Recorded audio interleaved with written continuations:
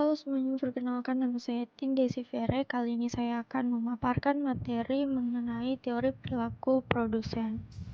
Nah, apa saja yang akan kita pelajari pada teori perilaku produsen? Yang pertama yaitu definisi dari produsen dan produksi, kemudian ada tujuan produsen,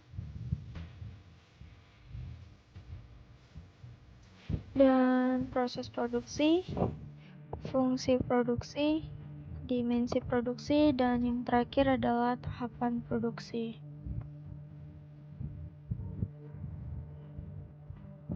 Nah, definisi dari produsen dan produksi adalah sebagai berikut, di mana produsen merupakan seorang pelaku usaha yang membuat sebuah barang dan jasa, sedangkan produksi yaitu sebuah kegiatan menghasilkan suatu benda atau menciptakan benda baru untuk meningkatkan nilai guna.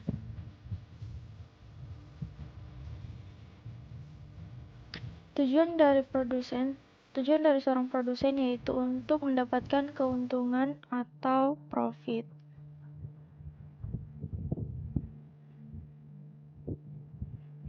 Nah, proses produksi terdiri dari input, kemudian proses atau kegiatan produksi, kemudian menghasilkan output.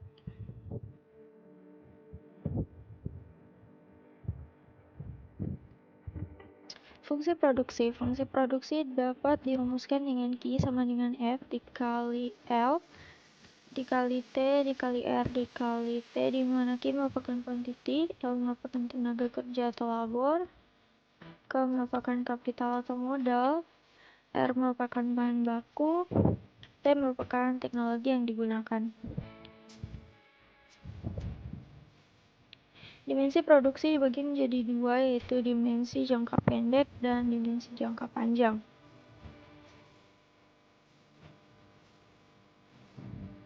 Dimensi jangka pendek sebuah kondisi di mana sebagian dari faktor produksi tetap, sebagian yang lain mengalami perubahan. Misalnya di awal modalnya tetap, tetapi terjadi perubahan pada faktor produksi lain, misalnya tenaga kerja.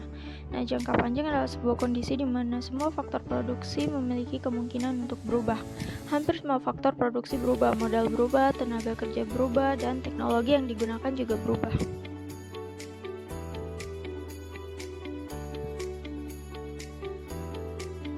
Tahapan produksi. Pada konsep tahapan produksi dapat kita asumsikan bahwa hanya ada satu faktor produksi, misalnya tenaga kerja.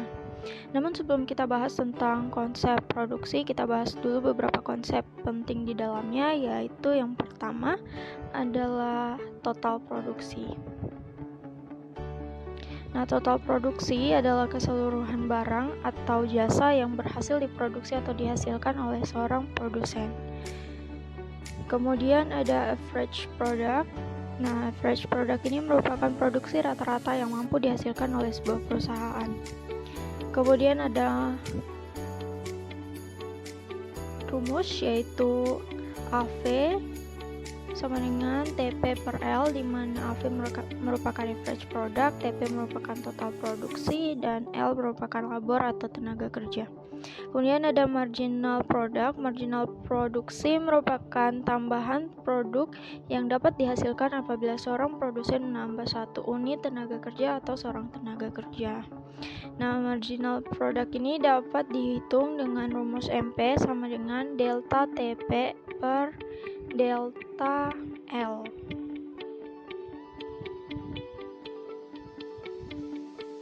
Berikut juga dapat saya ilustrasikan sebuah contoh. Seorang pengusaha mebel ingin memproduksi mebel dengan hanya karyawan sebagai faktor produksi utama. Dengan satu karyawan, pengusaha tersebut mampu menghasilkan total produk 2 per hari. Nah, AP-nya 2. Didapat dari mana? Kita kembali ke rumus. Rumus AP sama dengan TP per L. Kemudian marginal produknya atau MP sama dengan 2, di mana rumus MP sama dengan delta TP per delta L. Kemudian pengusaha tersebut berniat menambah 3 karyawan. dengan total TP 9, AP-nya 2, dan MP-nya 3,5. 3,5 didapat dari 9 dikurangi 2 sama dengan 7, kemudian 3 dikurangi 1 sama dengan 2, kemudian 7 dibagi 2 sama dengan 3,5. Begitu juga seterusnya setiap penambahan karyawan atau tenaga kerja ya.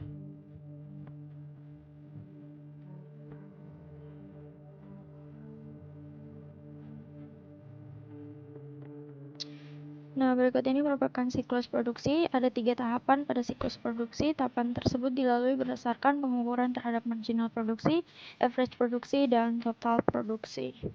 Nah, jika disajikan dalam bentuk kurva, tampilan kurva siklus produksi adalah sebagai berikut, di mana garis vertikal menggambarkan jumlah total produksi atau TP, garis horizontal menggambarkan jumlah tenaga kerja yang dibutuhkan. Pada tahap 1 terjadi dari 0 sampai dengan L2 dan L3.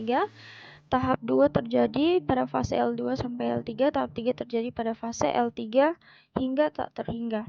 Nah, kita lihat garis marginal produk di sini mengalami kenaikan, kemudian stabil, dan mengalami penurunan. Garis total produk awalnya naik, kemudian mencapai titik puncak, stabil, dan juga mengalami penurunan. Garis average produk relatif naik, berhenti pada titik L2, dan mengalami penurunan. Nah, pada tahap 1, total produksi mengalami kenaikan yang sangat drastis, marginal product mengalami kenaikan, average product mengalami kenaikan, stuck, dan kemudian turun. Pada tahap 2, total produk relatif stabil, marginal produk menurun, average product menurun. Pada tahap 3, average product menurun, total product menurun, dan marginal product menurun.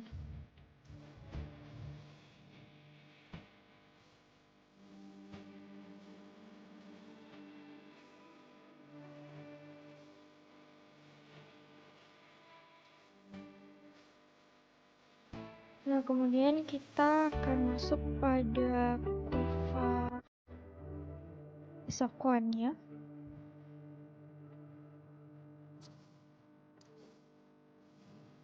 Isoquant ini dapat diasumsikan ada dua faktor produksi atau kombinasi dua faktor dapat menghasilkan kuantitas yang sama atau jumlah produksi yang sama.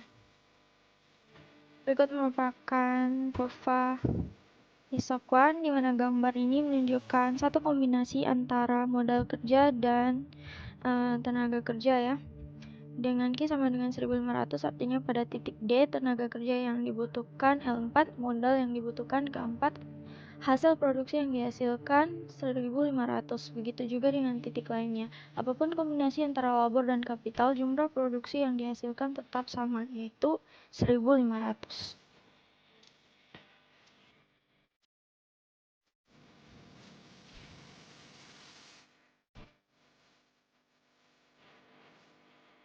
Berikut ini juga merupakan masih gambar kurva Isoquant dengan beberapa garis, di mana Isoquant pada garis Y1, Y2, dan Y3, di mana Y1 lebih kecil dari Y2 dan Y3.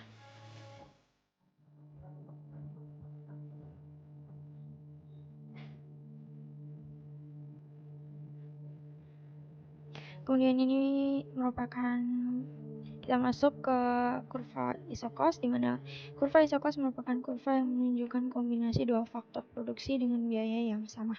Berikut merupakan gambar kurva Isocos, di mana isoline merupakan garis anggaran atau garis biaya yang dibutuhkan oleh produsen untuk membeli dua faktor produksi, yaitu kapital dan tenaga kerja. Titik-titik ini menggambarkan kombinasi, misalnya ketika membutuhkan kapital 8 dan tenaga kerja, biaya yang dipakai tetaplah sama.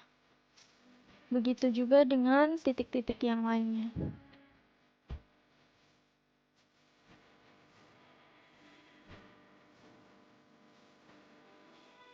Kemudian kita masuk pada keseimbangan produsen. Keseimbangan produsen terjadi ketika kurva Isocos bersinggungan dengan kurva Isoquant. Di titik persinggungan ini, produksi akan memberikan hasil output yang maksimum. Nah, berikut merupakan gambar kurva keseimbangan produsen.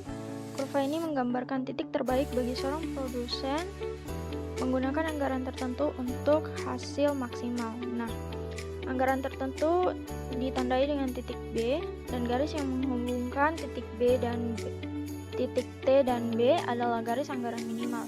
Di sini ada 3 kurva isocost, yaitu KPS3, KPS2, dan KPS1. KPS1 menggambarkan jumlah output yang diproduksi lebih rendah.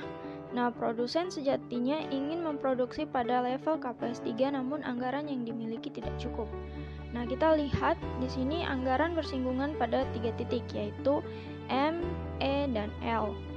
Pada titik M dan L hanya bersinggungan di KPS1, yang artinya hasil produksi lebih rendah dari KPS2. Produsen sejatinya akan memilih titik E dengan anggaran yang sama dapat menghasilkan hasil yang lebih baik, lebih tinggi, yaitu pada KPS2. Sekian pemaparan materi yang dapat saya sampaikan. Terima kasih sudah menonton dan semoga materinya bermanfaat.